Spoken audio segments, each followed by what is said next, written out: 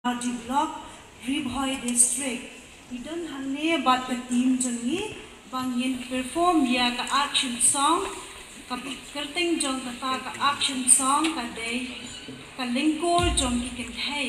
Ni kun ki khynthei ni don ka lyngkor ka khia. Nadu na ying na sem jong ni hap an kit ya ka lyngkor ka khia pat khamtam ha ka imlang sa lang jong ni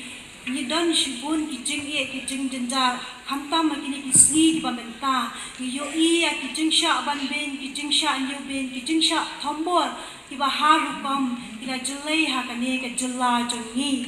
te menta na kwa ban phuli ya ki ne ki kemtien jong ka ne ka jing rwai ki long kum ne na mar jong phi du thia du dem mangi ka yin ka sem shong sier men mit men sni na mar jong phi ni dwai tu phat kim tri to sngo